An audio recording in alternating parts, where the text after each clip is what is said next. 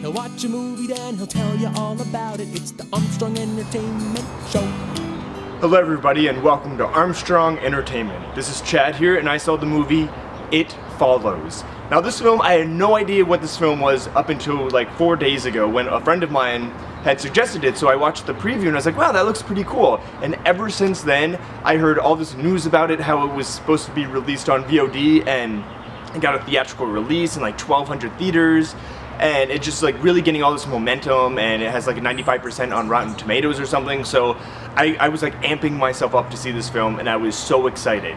Now, if you haven't heard about it, it's a horror film, and I don't want to give anything away because going in blindly to this film is like one of the key points. Because I only watched the preview once, and that's all I wanted to know. So this is literally what the IMDb plot line says. It says, after a young girl gets involved in a sexual confrontation, she is followed by an unknown force. It's kind of vague, you kind of don't know exactly what it's about. So as soon as this film starts, I was like, ooh, I like it. It was like set in the 1980s. It has like this weird vibe to it.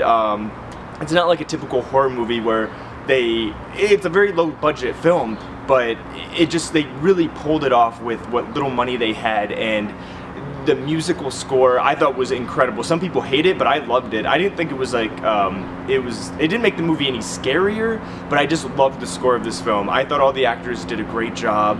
The story was really interesting, and it was something that was different and unique, and it was just kind of creepy. It wasn't like a horror film where it was really scary, but it was more psychological. It was just the fact that something is following you. I don't know, it was creepy. I was literally sitting in my theater and I kept looking around, like turning around, seeing if anybody was near me. This film really reminded me of the movie Halloween with Jamie Lee Curtis from 1978, I believe. It just had the same vibe to it, and I think they really pulled it off, and I really enjoyed it. Now, I'm not 100% sure I was on board with the plot or the rules of the Force. They didn't really explain it well enough, and it was a little confusing at times. I was like, why doesn't she do this? Why doesn't she do that? Why does this have to happen?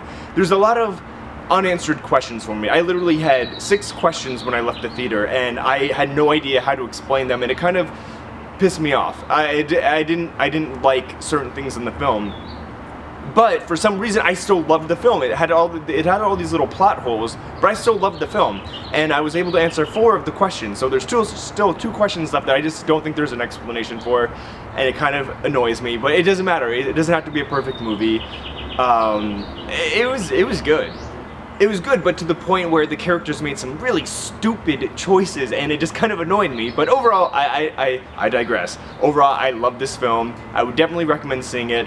I'm not sure it's going to be playing in a lot of theaters. I think they say it opens in 1,200 theaters, so if it's playing near you, go and check it out and let me know what you think. I'm excited about this film, and I hope it does really well, because it's like one of those indie horror films that I hope it makes tons of money, and I hope they don't make any sequels, but of course they will, because they're going to bank on the fact that it is becoming popular. Alright, until next time. He'll watch a movie, then he'll tell you all about it. It's the Armstrong Entertainment Show.